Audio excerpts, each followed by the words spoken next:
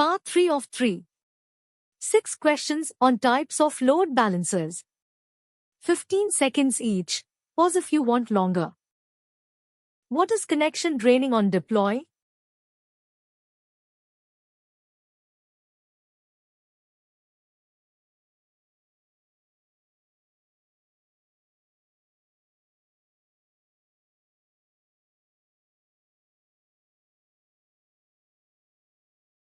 Stop sending new requests to that instance, but let the ones already running finish before you kill it.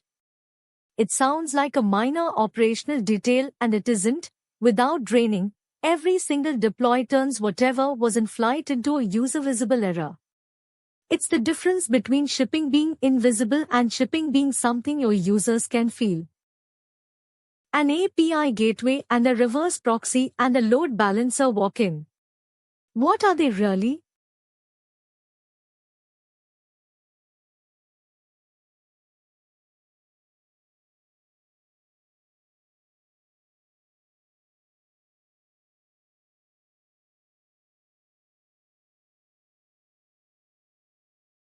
Mostly the same machine wearing different job titles.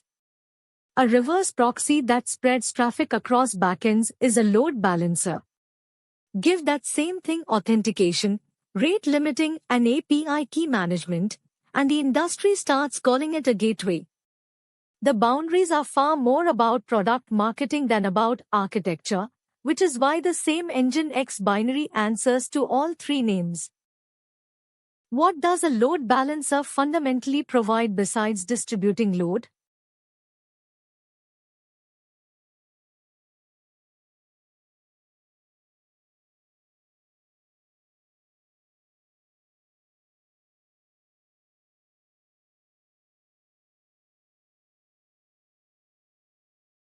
In direction, arguably the bigger prize.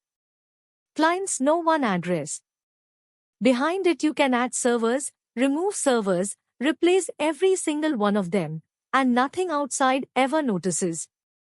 Zero downtime deploys depend on that. Autoscaling depends on that.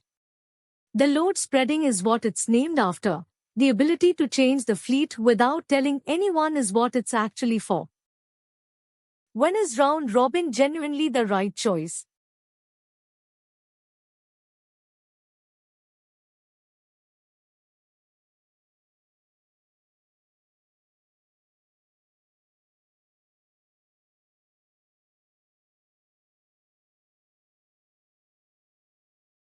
When its assumptions actually hold, identical servers, short and similar requests.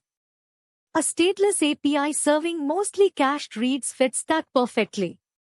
And in that case, round robin costs nothing to compute, tracks no state, and can't get its own bookkeeping wrong. Don't reach for something cleverer just because you've learned what round robin's weaknesses are. Check whether you have them first. Your load balancer itself is a single point of failure. What's the standard answer?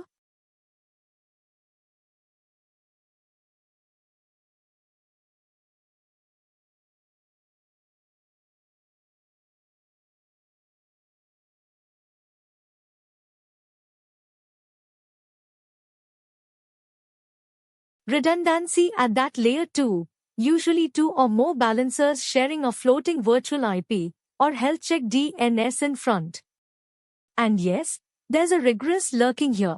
Something has to be the last hop. Managed cloud balancers exist largely because solving this properly, with failover that actually works at 3 in the morning, is genuinely hard. A lot of what you pay for is that this problem is already handled. What single question best determines which load balancer you need?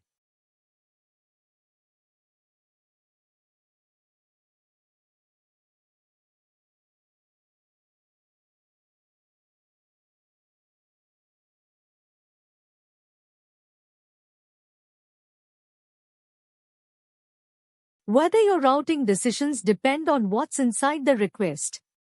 That single question splits layer 4 from layer 7, and nearly every other choice follows from it. Need to route on a path, a header, a cookie? You need to read the request, so you need layer 7 and you'll pay for it in latency and protocol coupling. Don't need to read it?